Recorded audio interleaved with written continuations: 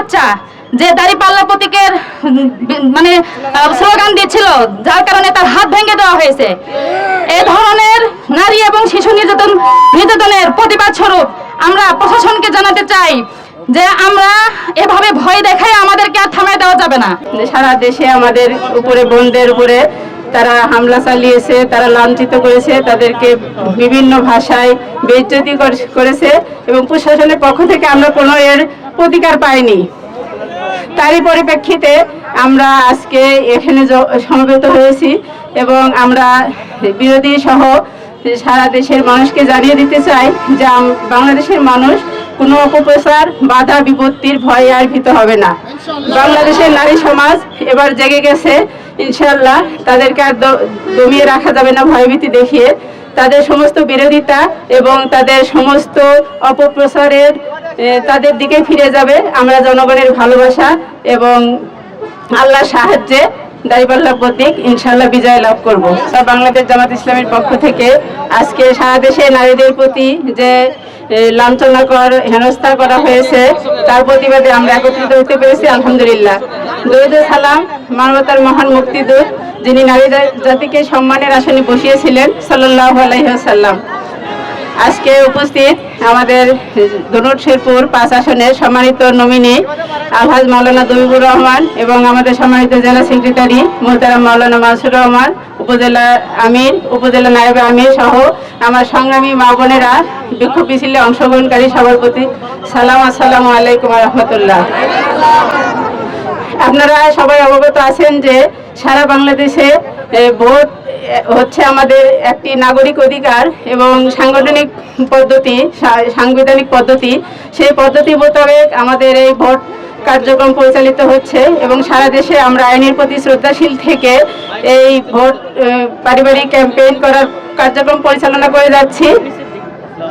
আর এরই পরিপ্রেক্ষিতে আমাদের বিরোধী দলীয় কিছু ভাইয়েরা সারা দেশে আমাদের উপরে বোনদের উপরে তারা হামলা চালিয়েছে, তারা লাঞ্ছিত করেছে, তাদেরকে বিভিন্ন ভাষায় বেইজ্জতি করেছে এবং প্রশাসনের পক্ষ থেকে আমরা কোনো এর প্রতিকার পাইনি। তারই পরিপ্রেক্ষিতে আমরা আজকে এখানে সমবেত হয়েছি এবং আমরা বিরোধী সহ সারা দেশের মানুষকে জানিয়ে দিতে চাই যে বাংলাদেশের মানুষ কোনো অপপ্রচার বাধা বিপত্তির ভয়ে আর ভীত হবে না। বাংলাদেশের নারী সমাজ এবার জেগে গেছে, ইনশাআল্লাহ তাদেরকে আর দমিয়ে রাখা যাবে না ভয়ভীতি দেখিয়ে। তাদের সমস্ত বিরোধিতা এবং তাদের সমস্ত অপপ্রচারের তাদের দিকে ফিরে যাবে। আমরা জনগণের ভালোবাসা এবং আল্লাহর সাহায্যে দাঁড়িপাল্লা প্রতীক ইনশাআল্লাহ বিজয় লাভ করব। এই নির্বাচন পর্যন্ত আমরা আজকে যে বিক্ষোভ মিছিল করছি, প্রশাসনের কাছে আমাদের অনুরোধ থাকবে, দাবি থাকবে, আমরা যারা বাকি দিনগুলোতে নির্বাচনী ক্যাম্পেইনে অংশগ্রহণ করব এবং আমরা ভোটের দিন সকাল থেকে নিয়ে ভোটদান শেষ সময় পর্যন্ত যে নারীরা ভোটদান করবে এবং সারা দেশের মানুষ ভোটদান করবে, প্রশাসন যেন সম্পূর্ণ নিরাপত্তার ব্যবস্থা করে। আমরা